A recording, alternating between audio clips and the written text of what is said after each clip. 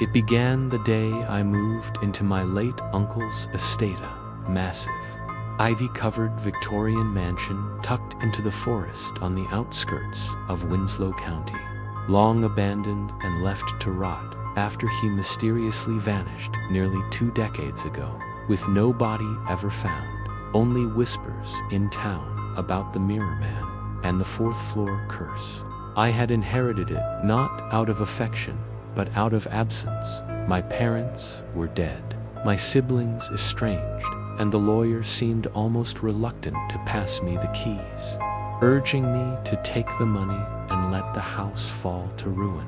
But I was stubborn and broke and desperate for a place to live. The house itself stood like a monument to forgotten time, 3 stories tall, with a 4th floor attic tower that jutted up like a crooked finger, windows, shuttered glass, fogged with decay, vines crawling across its brick face like veins under the skin of something long dead. The interior was suffocating with dust, every room sealed in silence, the wallpaper peeling like sunburned flesh, and yet the house breathed a slow, rhythmic creak in the floorboards that felt too timed, too intentional, as if the wood were groaning in reaction to my heartbeat. I ignored it, unpacked, and took the master bedroom. But from the first night I couldn't sleep, scratching behind the walls, shadows shifting under the door, and at exactly 3:03 a.m. every night the lights flickered in perfect sync for 13 seconds, no more, no less. At first, I thought it was electrical wiring gone bad, but I hadn't even turned the power on yet. Then came the whispers. They started, faint, unintelligible murmurs drifting from behind mirrors, first the bathroom one, then the wardrobe, then even the black screen of the unplugged TV. I'd catch glimpses of something in them, not me, not quite. A version of me that didn't move when I moved, that blinked out of sync, that smiled a half-second too late, as if it were rehearsing humanity and failing. I started covering the mirrors, but the whispering continued. And by the end of the first week, I stopped sleeping entirely. My reflection would appear in places it shouldn't, in glass, doorknobs, puddles, even my phone screen while it was powered off. I began to dream while awake visions of the 4th floor, which I'd never dared to enter, because the door to the attic had been nailed shut from the outside and marked with a single word carved violently into the wood: remain. But in the visions, I saw what lay behind. It's an endless hall of mirrors, warping inward like an Escher drawing, and in each pane stood a version of me, older, rotting, hungrier. I tried to leave the house, but the forest road twisted impossibly, returning me to the front steps no matter how far I walked or drove. And my phone could no longer call out, showing only garbled messages like "mirror, wait, mirror," or "you were never the first." In desperation, I smashed every mirror in the house, but they bled when broken, thick black liquid that smelled of rot and rust, and every time I destroyed one, another appeared overnight, larger than the last. The worst was the dining room mirror, which now took up the entire wall and showed not my reflection, but the empty 4th floor hallway and a figure standing at its far end, completely still, facing away.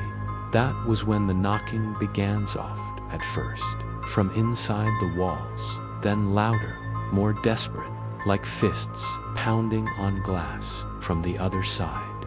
I boarded up the mirrors, nailed shut the windows, but it only delayed the inevitable, because, on the 14th night, I woke to find the attic door open, the boards split cleanly down the center, as if sliced by something impossibly sharp.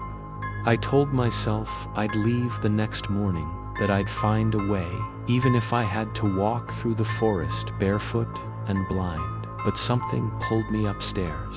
Curiosity, fear, or some ancient calling sewn into the blood of the house itself. The fourth floor was not an attic. It was a corridor longer than the house could possibly contain, lined with mirrors on both sides, stretching into darkness. Each mirror showed a different version of me, laughing, screaming, weeping, rotting, but all of them moved independently of me, reacting not to my presence, but to some unseen tormentor beyond my sight. As I stepped inside, the hallway sealed behind me, and the mirrors pulsed with light and heat, emitting not reflections, but memories. I watched moments from my childhood, but warped my father, smiling as he raised a hammer, my mother weeping blood as she tucked me in, my own younger self scratching at the inside of a closet door, begging someone to wake up. I ran through the hall as the mirrors cracked and bled, voices screaming my name in reverse, the floorboards splitting into teeth, the air thick with buzzing like locust wings, until I reached the final mirror, full-length, gold-framed monstrosity glowing from within. My reflection stepped out. It had my face, but it was wrong eyes to wide smile too, stretched fingers longer than they should be, and it spoke in my voice, layered with hundreds of others. IVA waited so long for you to come back. I tried to run, but it moved with impossible speed, grabbing my shoulders and pushing me backward into the mirror. And as I fell, I felt glass pierce my skin, then melt, then reform around me like liquid ice. I was on the other side. I was in the mirror, watching, trapped, screaming silently as it turned and walked out, wearing my face, breathing my breath, and laughing in a way I'd never laughed. I could see out through the glass, could watch it live in my skin, waving to neighbors, making phone calls, eating food I could taste but never enjoy. And every night it returned to the fourth floor and stared into the mirror at me and whispered, "Soon, another will come." I don't know how long I've been here. Time doesn't pass behind the glass.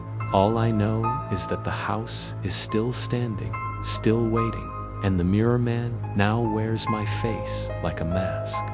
And if you find yourself walking down a forest road in Winslow County and come upon a house that shouldn't be there, and the lights flicker for 13 seconds at 3:03 a.m., don't go in, because the house is hungry, and the mirror is still waiting for the next one to cross.